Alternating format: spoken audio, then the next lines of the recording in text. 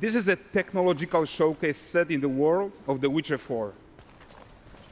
What you just saw and are going to see now is running on a standard PlayStation 5 at 60 FPS with ray tracing.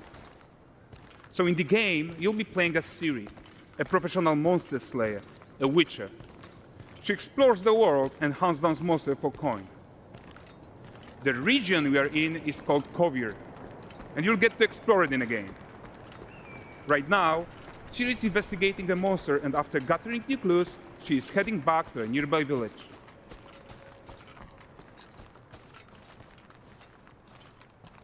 All right, everyone, meet Kelpie. Let weeds be weeds, Kelpie. So just like Geralt had Roach, Ciri has her own loyal companion. We return to town. These two characters need to feel like one. Since you're gonna explore the world on horseback, riding needs to feel seamless, natural, and just fun. Yeah, and to support that, we're introducing multi-character motion matching in Unreal. So Ciri and Kelpie, they're perfectly synchronized when mounting from any angle and speed. And we also support root motion movement on Kelpie, so controlling her feels realistic and grounded. And there are also some really nice improvements to our Unreal Chaos Flesh Solver and these machine-learned deformations. So you've got realistic muscles moving and stretching under Kelpie's skin without compromising the performance there.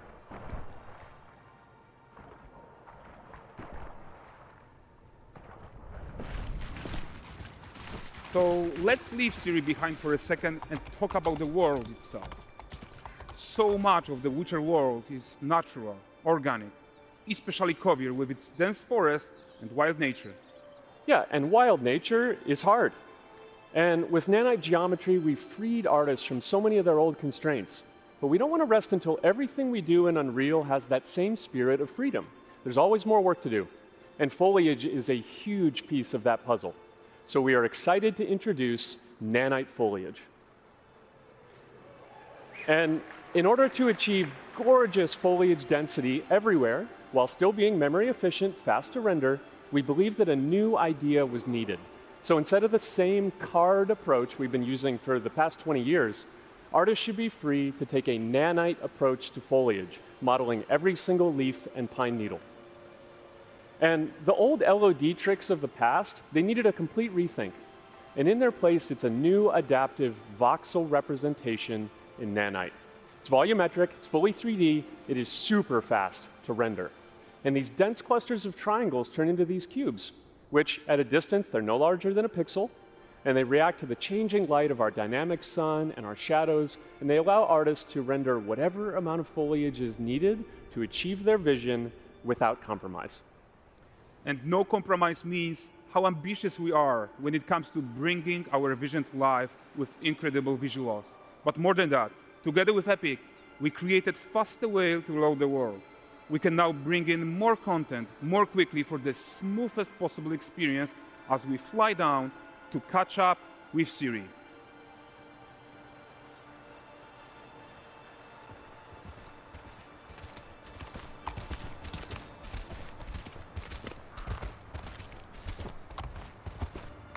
Welcome to Valdrest. So Valdrest is a port town, a hub for fishing, trade, and mining. It's one of those places where you can meet shady characters or overhear gossip from other lands. It's also where Ciri took on her current contract. High-tech, let's leave Kelpie here and explore the marketplace and food. I'm so excited we can finally show you some of this stuff. Let's see what Valdrest has to offer. Not her again. Not even at the Lamb Exeter Fair! Now, 9 gazes while I present him with a fish. For the furry rascal will often wait, and the fair's weight grants good fortune. For this feat, I ask your generosity. Pardon. Guys, notice how responsive the world is. Character actions directly affect what happens around you, sometimes even setting off chain reactions. Everything is working together.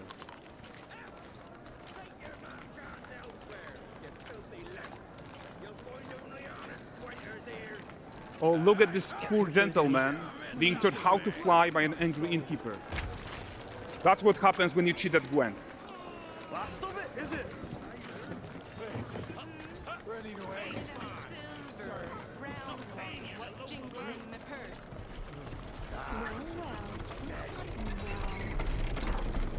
Okay, so this is the guy who gave the quest his own.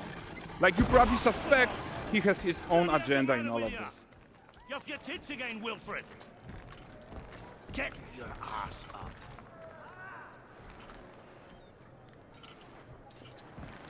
A typical day's toil. Who in? With Churres.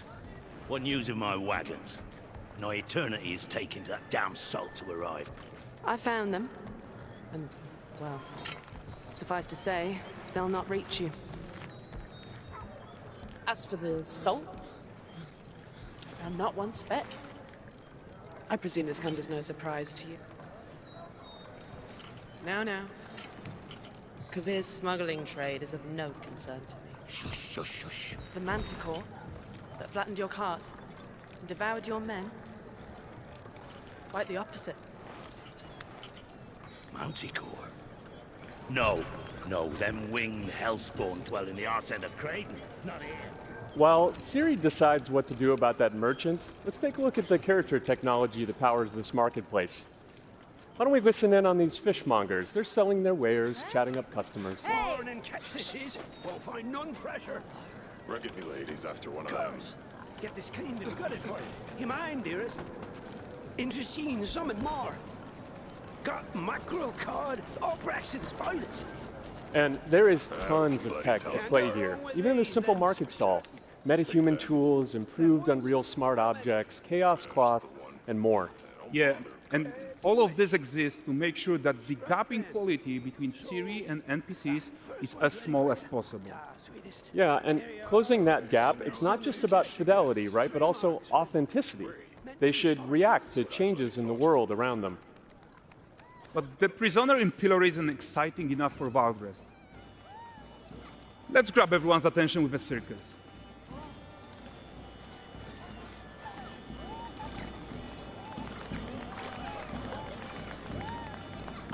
But the great performance deserves a huge crowd though. Let's crank it up.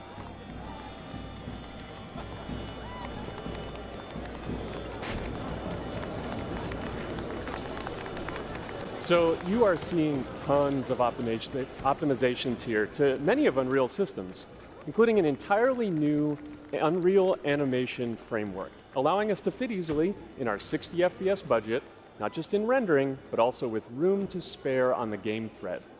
Over 300 animated skeletal mesh agents all going about their business.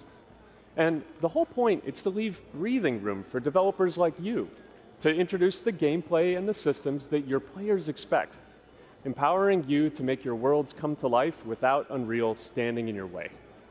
You are right, and that's the open world RPG that we're making. But before we wrap up, how about one final check-in with Siri?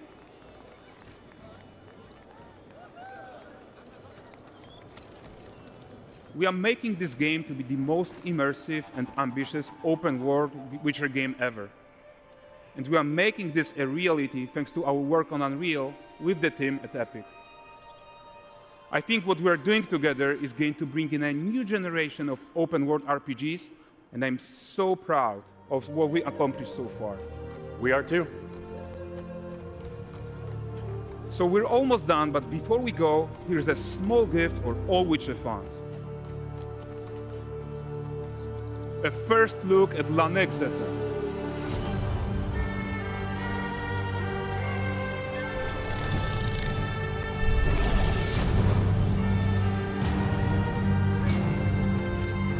Onward, Kelpie. We've worked.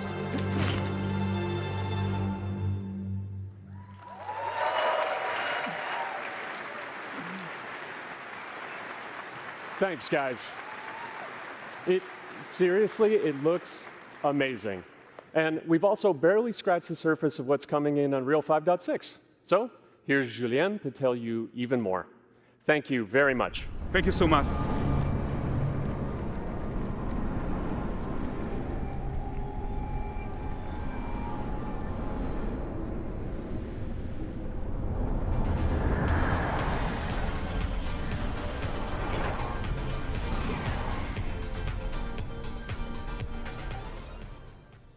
Hey everyone, great to be here in Orlando.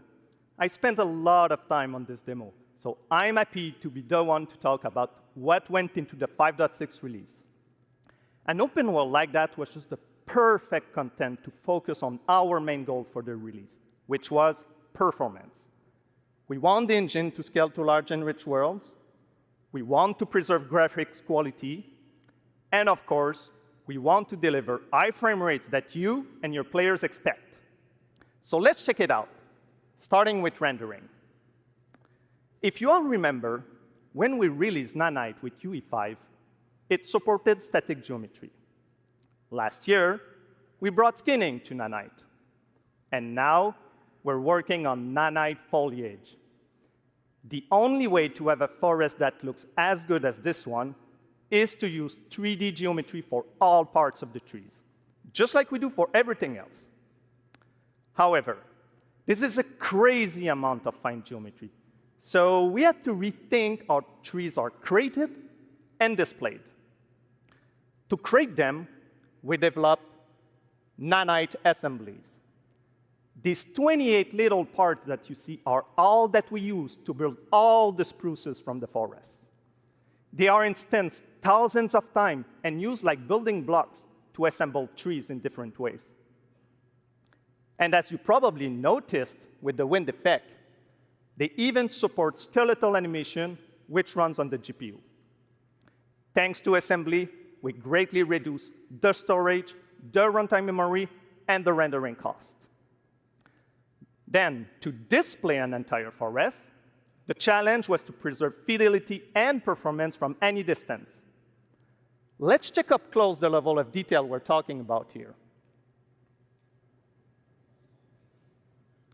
Lots of details. But this triangle representation is not the most efficient when far away, due to the amount of overlapping. And that's why we made an adaptive voxel representation. But in reality, you'll never see those voxels this close, since when we move the camera back, they're barely a pixel. Nanite foliage is almost done. We are moving it to the main line as we speak, and it will be available for everyone in 5.7. Another thing I would like to share is that ray tracing and lumen now run more than twice as fast, with no visual trade-off compared to when UE5 was released. And because of that, we can now hit 60 FPS on consoles. And finally, we rewrote the rendering pipeline to run asynchronously so you can increase the richness of your scenes even more. Now let's talk about chaos physics. For chaos cloth, we improve our cloth-to-cloth constraint solution. This removes a lot of collision evaluation when garments are piling up and interacting with each other. Even for complex setup like Series Cape, we hit a sub-millisecond budget on PS5. With Chaos Flesh, we introduce procedural muscle activations to make deformation and motion more natural.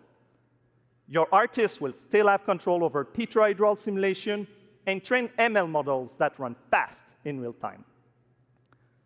We now support the baking of fluid surface data into lightweight assets to be played back at low cost. This is going to give you high-fidelity water without the performance cost of real-time fluid simulation. For animation, we work on both performance and fidelity. Here, you can see how Siri and Kelpie match up in their interaction. Well, that works no matter the angle of approach. That's our Modes character motion matching solution. We also added motion matching in Sequencer to build stitch tracks. With them, you can seamlessly transition from gameplay to cinematic.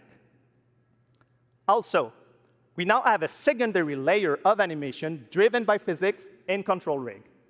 We used it in Kelpie's rig to drive the mane, the tail, and the saddlebacks. And now, I'm happy to announce that all these features are already integrated into our new Unreal Animation framework, which we are releasing as experimental in 5.6. We built it with performance first in mind. Animation evaluation are now running in parallel off the game thread, which was our bottleneck. And for the other character systems that are just as costly, like movement, avoidance, state tree behaviors, we also move them to worker threads. This is really going to help you create scenes that are crowded and lively. Streaming has always been a big deal regarding performance. And the 3 biggest improvements we made are physics state creation, which now runs async, improve runtime PCG for ground scatter on GPU, and a new FastGeo plugin to stream static geometry. And just to take a different example, in City Sample, the streaming time was cut down by 90% while moving at high speed. We focus on a lot of areas for performance in 5.6, and mobile is no exception. We work on better defaults and scalability settings for mobile and minimize the default package size. We also improve our workflows with a UI refactor of the viewport toolbar and content browser, an on-device iteration workflow, and a mobile preview solution. So there you go. Unreal Engine 5.6 is all about performance, and it's available today.